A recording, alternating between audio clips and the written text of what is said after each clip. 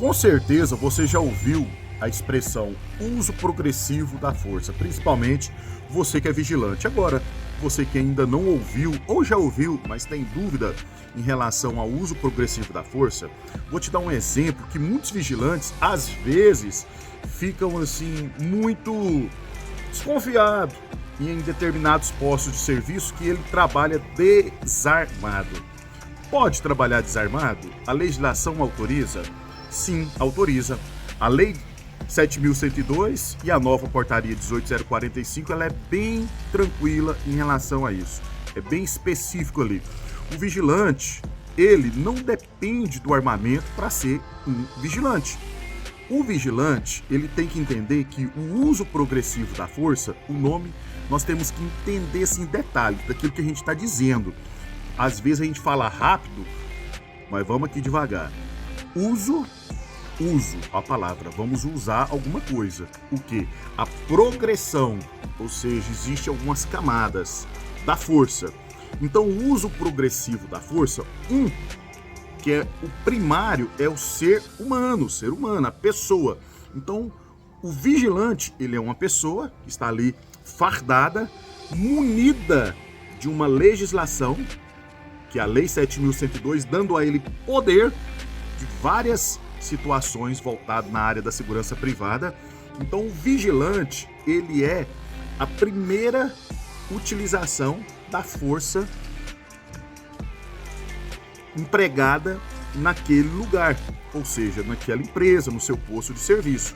Então o vigilante, ele tem o poder de fazer tantas coisas, inibir uma agressão, inibir a ação criminosa e fazer tantas coisas, porque ele é o agente, então ele é o que age. E depois das progressões, aí vem as defesas pessoais, vem aí várias outras, o armamento e tantas outras situações, certo? Mas você tem que entender que existe uma progressão.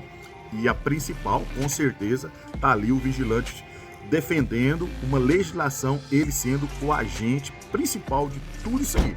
Eu tenho que entender isso, por isso que você vai ver postos de vigilância desarmado.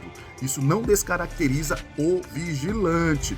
Lógico, tem que ser feito uma análise de risco, se naquele posto o vigilante ele vai ter as seguranças proporcionais devido ao índice de criminalidade, de violência e etc. Tem que ser feito, né? Às vezes nem é feito de uma forma tão profissional. Às vezes, na ânsia de ganhar um contrato, uma empresa aqui, outra ali, acaba pegando um posto desarmado onde o vigilante tinha que estar armado. Mas ao longo do tempo vai ver a necessidade desse armamento e vai colocar o armamento no vigilante. Isso se for uma empresa séria. Agora você tem que entender que o custo operacional, quando é pego um contrato com vigilantes desarmados, esses custos, ele tem a tendência de cair. Por quê? Porque o armamento é um instrumento, uma ferramenta cara para ambos os lados, tanto para quem está contratando o serviço e está com essa arma ali com o vigilante, quanto aquela empresa que está também com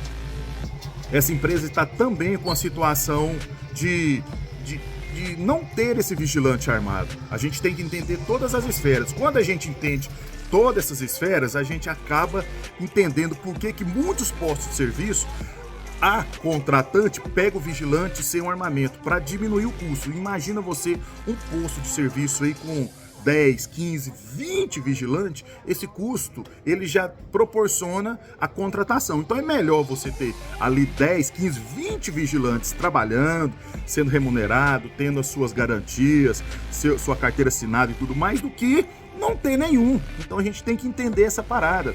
É muito comum, vou te dar um exemplo clássico, é muito comum você ir em um shopping center e você ter uma mescla ali de vigilantes armados. Normalmente eles ficam ali mais próximo das portarias, né, trazendo mais ostensividade para quem está entrando e vê aquele vigilante padrão, todo equipado, com armamento, enfim.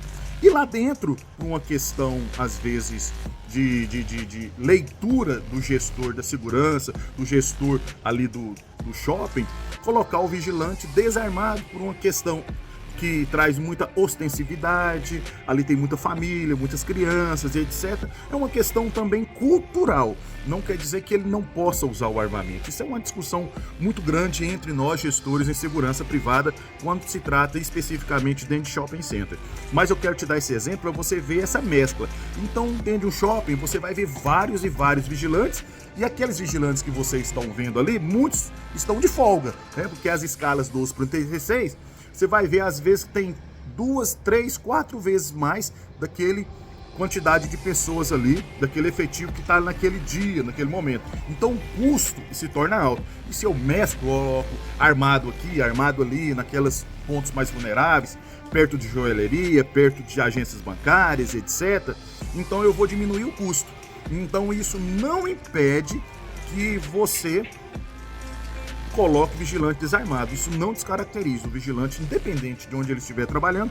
Ele é um agente de segurança, ele não depende do armamento para ser um vigilante. Então o uso progressivo da força, existe uma progressão, existem etapas, e uma das etapas primárias é o ser humano, o próprio vigilante em pessoa. Depois vai vindo outras ferramentas que podem agregar o uso progressivo da força, entre as que nós estamos falando aqui, o próprio armamento, certo?